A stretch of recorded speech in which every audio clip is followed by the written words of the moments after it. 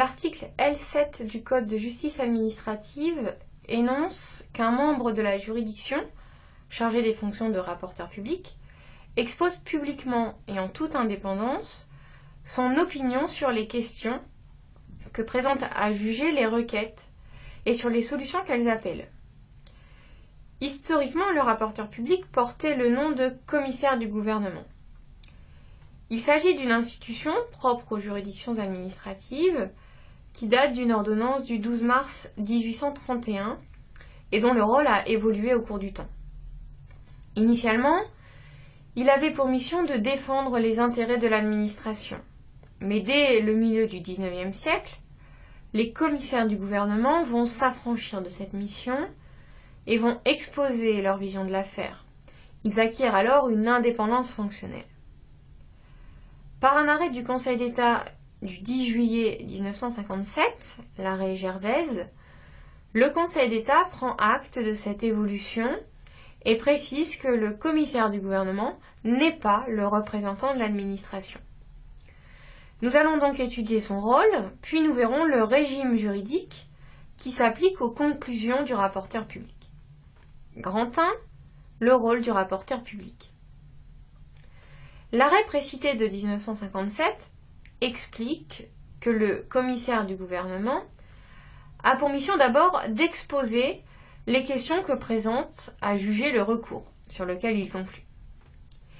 Et d'autre part, il est également chargé de faire connaître en toute indépendance son appréciation impartiale sur les circonstances de fait de l'espèce et les règles de droit applicables, et il doit également donner son opinion sur les solutions qu'appelle, suivant sa conscience, le litige qui est soumis à la juridiction.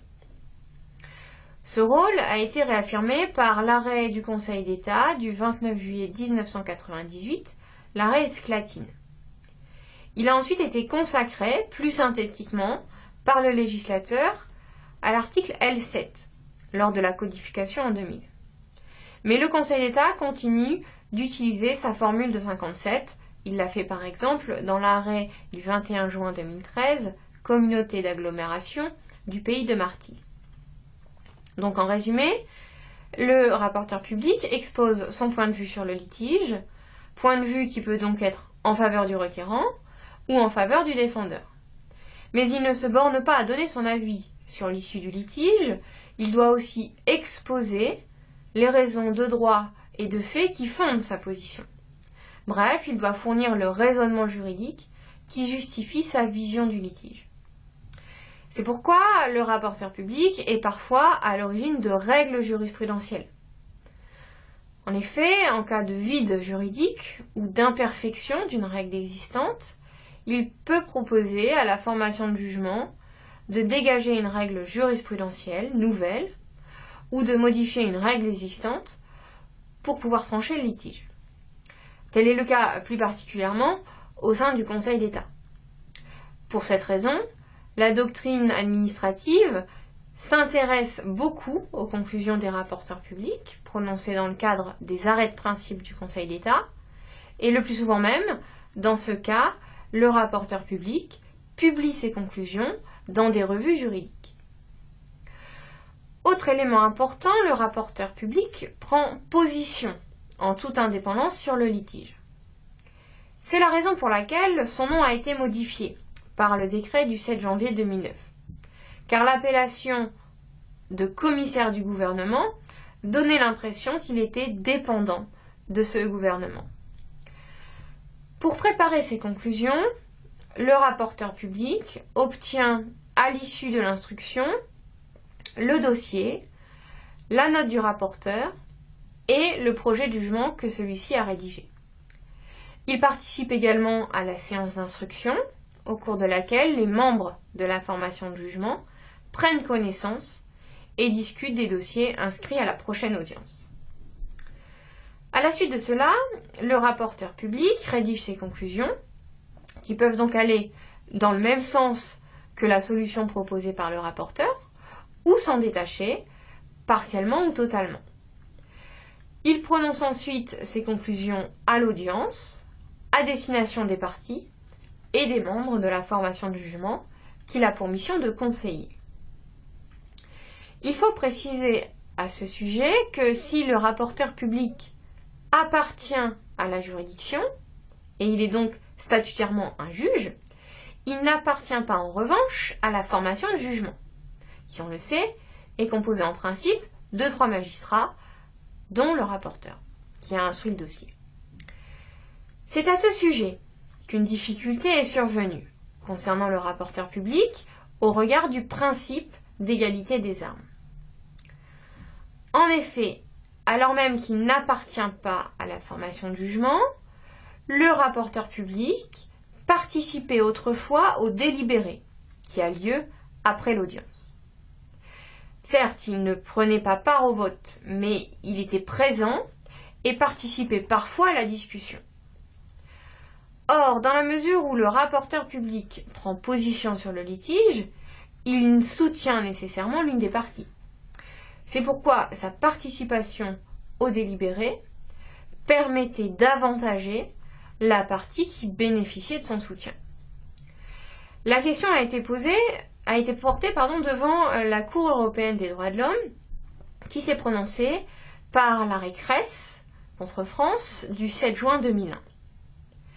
La Cour a jugé que la participation du commissaire du gouvernement au délibéré est contraire à l'article 6, paragraphe 1 de la Convention européenne des droits de l'homme.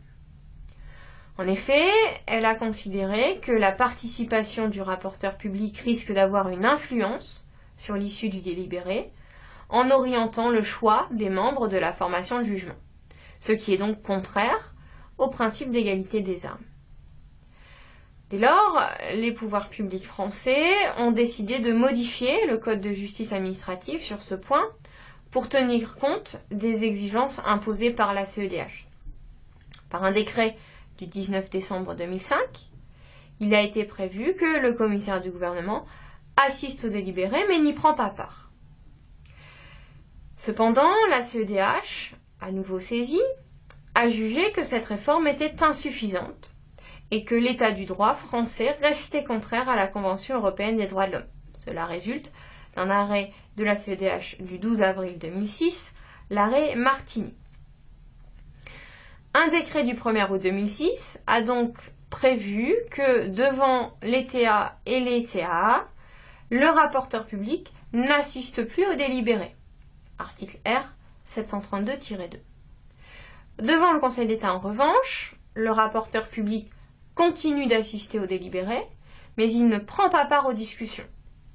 Cette spécificité est justifiée par la qualité de juridiction suprême du Conseil d'État.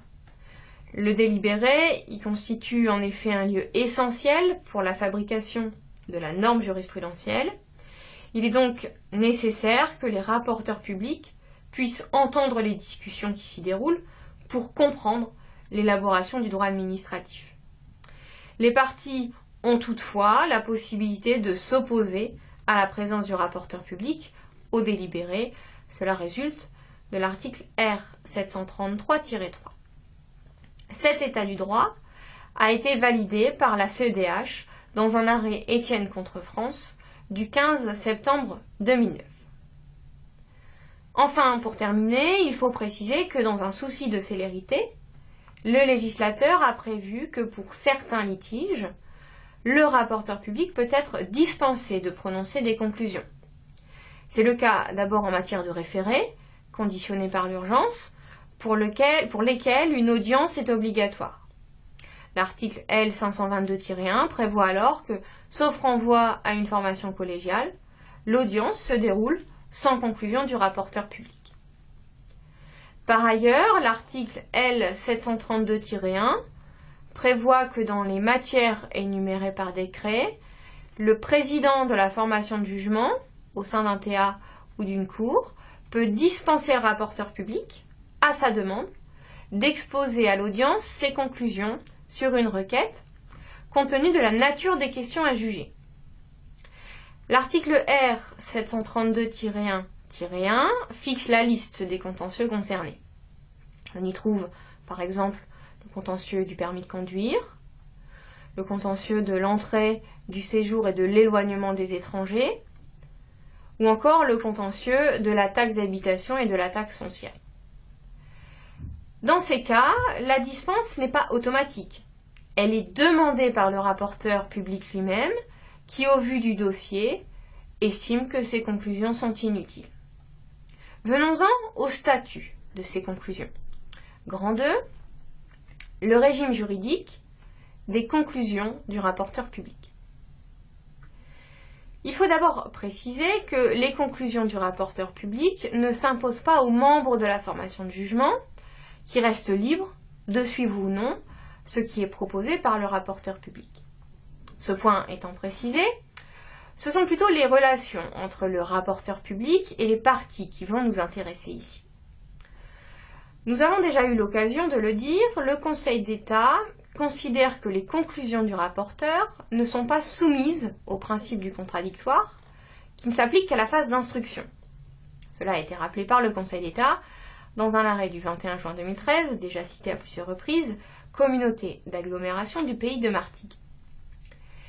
Il n'en demeure pas moins que les parties sont très attentives aux conclusions du rapporteur public, dans la mesure où il y propose de donner raison à l'une d'elles. C'est pourquoi le Code de justice administrative aménage 2 mécanismes au profit des parties, leur permettant de prendre connaissance et de répondre aux conclusions. Ces mécanismes, qui sont nés de la pratique, ont été inscrits dans le Code de justice administrative. Le premier a vocation à être utilisé avant l'audience, et il est prévu aux articles R 711-3 et R 712-1, qui sont issus du décret du 7 janvier 2009. Pour rappel, en principe, les parties découvrent le contenu des conclusions du rapporteur public lors de l'audience. Et selon une position constante du Conseil d'État, les conclusions n'ont pas à être communiquées aux parties avant l'audience. Cependant, les articles précités permettent aux parties de connaître le sens des conclusions du rapporteur public sur l'affaire qui les concerne avant l'audience. L'objectif est de mettre les parties en mesure d'apprécier l'opportunité d'assister ou non à l'audience publique et éventuellement de préparer des observations orales qu'elles peuvent y présenter. Le Conseil d'État a été amené à préciser l'étendue de cette obligation qui pèse sur le rapporteur public lorsqu'il est saisi d'une telle demande. Ainsi, dans l'arrêt précité du 21 juin 2013, Communauté d'agglomération du pays de Martigues, le Conseil d'État a indiqué que la communication du sens général des conclusions doit être réalisée dans un délai raisonnable, avant l'audience. Il a ajouté que l'information fournie porte sur le dispositif que le rapporteur public propose, ainsi que sur les raisons qui déterminent ce dispositif. S'agissant des raisons qui déterminent le dispositif, le rapporteur public ne communique que les grandes lignes de son raisonnement. Par exemple, s'il propose le rejet de la requête, il indique s'il se fonde sur un motif de recevabilité ou sur une raison de fond. Lorsqu'il conclut en revanche à l'annulation de l'acte contesté, il fournit les moyens qu'il propose d'accueillir. Le Conseil d'État a assorti cette obligation de communication d'une sanction, mais uniquement s'agissant de la communication du dispositif proposé par le rapporteur public. En effet, si ce dispositif n'est pas communiqué alors que l'une des parties en avait fait la demande, la décision rendue par la formation de jugement sera entachée d'irrégularité. En revanche, le Conseil d'État précise expressément que l'information des raisons du dispositif n'est pas prescrite sous peine d'irrégularité de la décision rendue par la formation de jugement. En définitive, faute de sanction, on peut considérer que la communication des raisons du dispositif n'est finalement qu'une faculté. L'article R 731-3, issu du décret du 1er août 2006, prévoit quant à lui un mécanisme applicable à l'issue de l'audience. Il s'agit cette fois, pour toute partie à l'instance, de pouvoir adresser au président de la formation de jugement une note en délibéré. Il s'agit d'une production écrite qui vise à répondre aux conclusions du rapporteur public à l'audience. C'est donc en général la partie qui ne dispose pas du soutien du rapporteur public qui utilise ce mécanisme. C'est là encore la jurisprudence qui précise le régime de cette faculté. Par un arrêt Legnaud du 12 juillet 2002, le Conseil d'État a expliqué que le juge doit prendre connaissance de la note en délibéré et qu'il peut, dans l'intérêt d'une bonne administration de la justice, rouvrir l'instruction et soumettre au débat contradictoire les éléments contenus dans cette note en délibéré. Cette faculté devient une obligation, sous peine d'irrégularité de sa décision, lorsque la note contient soit l'exposé d'une circonstance de fait dont la partie qu'il invoque n'était pas en mesure de faire état avant la clôture d'instruction, et que le juge ne pourrait pas ignorer sans fonder sa décision sur des faits matériellement inexacts. C'est aussi le cas lorsqu'il y a une circonstance de droit nouvelle invoquée. Et enfin, c'est également le cas si la note en délibéré soulève un moyen que le juge devrait relever d'office. On rappellera enfin que l'ACEDH a estimé que ces deux mécanismes offraient aux parties des garanties procédurales suffisantes à l'encontre des conclusions du rapporteur public, si bien que l'état du droit français, qui n'impose pas la communication de ces conclusions avant l'audience, n'est pas contraire à l'article 6, paragraphe 1 de la Convention européenne des droits de l'homme. Cela a été posé dans l'arrêt Cress déjà cité. Pour terminer, il faut souligner que la réforme de l'audience, intervenue en 2009, a permis d'aménager aux parties une sorte de droit de réponse orale aux conclusions du rapporteur public. C'est ce que nous verrons dans la vidéo suivante.